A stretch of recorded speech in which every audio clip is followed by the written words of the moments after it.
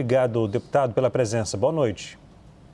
Boa noite, Leandro. Boa noite a todos os telespectadores aí da CNN.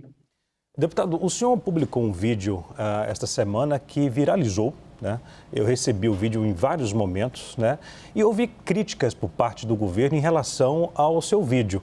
Como é que o senhor explica essa crítica aí? Como é que o senhor recebeu as críticas do governo federal e depois a decisão de revogar a medida? Pelo visto, o governo do PT tem muita dificuldade em lidar com a verdade.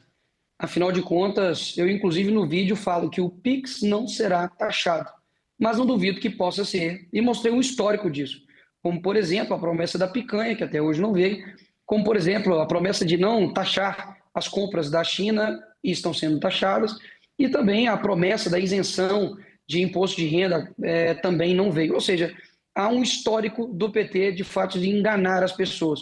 O vídeo ultrapassou 220 milhões de visualizações. Isso é muito mais do que um número, Leandro.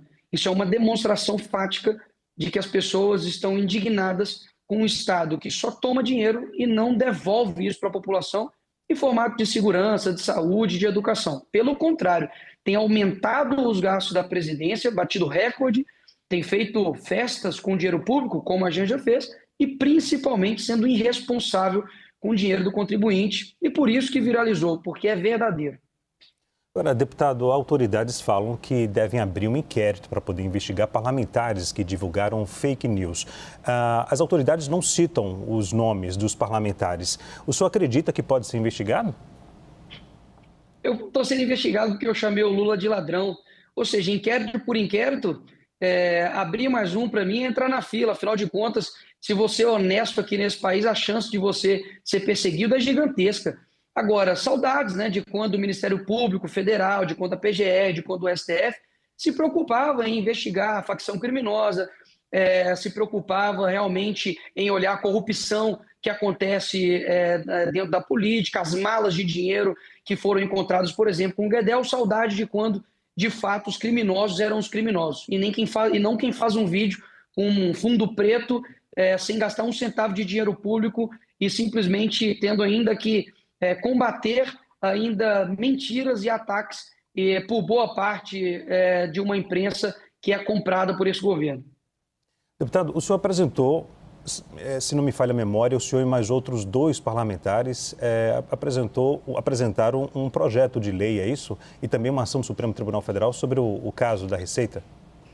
Nós estamos elaborando uma ação de controle de constitucionalidade juntamente ao PL Nacional. É uma peça elaborada, mas, visto a revogação, de fato, não perde-se o mérito, né, nesse sentido. Tínhamos também outras PECs, inclusive uma outra PEC, né, que abrange também a questão do Drex, que há um intuito, sim, pelo que a gente está vendo, de algumas pessoas de acabarem, né, com o papel moeda físico. E a gente sabe que isso daí é mais um controle mesmo do Estado, só que todas as ações que iríamos fazer judicial não vai ser necessário mais ser feito, porque de fato agora o Pix, digamos assim, voltou. Você aí, trabalhador informal, entregador de iFood, pedreiro, manicure, trabalhador informal, não mais terá, né, a lupa do governo em cima dos seus gastos. Agora, deputado, o que o senhor acha que aconteceu? Porque houve uma falha, alguns dizem, de comunicação do governo. O próprio governo fala que não, que a oposição que disseminou fake news nas redes sociais, e isso fez com que a população não entendesse o que estava acontecendo. A população ficou em dúvida porque se a informação era de que a Receita Federal iria monitorar a movimentação financeira até R$ 5.000, a população ficou com receio de que caísse na malha fina e no futuro poderia aplicar uma multa da Receita Federal, né? E isso não foi esclarecido. Qual o ponto que o senhor destaca que o governo poderia destacar antes dessa medida? E era fake news, por que revogou? Essa é a pergunta que ninguém consegue responder.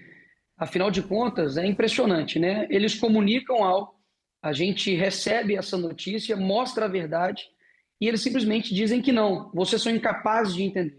Só o governo do PT consegue entender as medidas deles. E se você discorda, ou se você faz um vídeo elucidativo, você é considerado um fascista, um nazifascista, como, por exemplo, não somente o Haddad, mas agora o novo, né, secretário de comunicação do governo, inclusive dou boas-vindas a ele, diz que a oposição ela é fascista.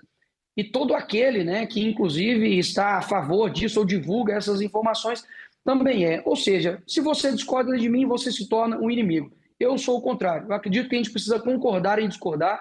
Deixei muito claro no meu vídeo que não importa se você é de direita, esquerda, centro, isso é uma luta que o Brasil uniu em prol de não ter o governo simplesmente tendo a possibilidade de ter uma lupa no seu dinheiro e, no fim das contas, poder aplicar ali um imposto que não estava sendo aplicado anteriormente. E essas pessoas, lembrando, são pessoas comuns, trabalhadoras, e que se elas não fazem isso, basicamente elas não conseguem sobreviver. Afinal de contas, o Estado brasileiro custa e muito caro.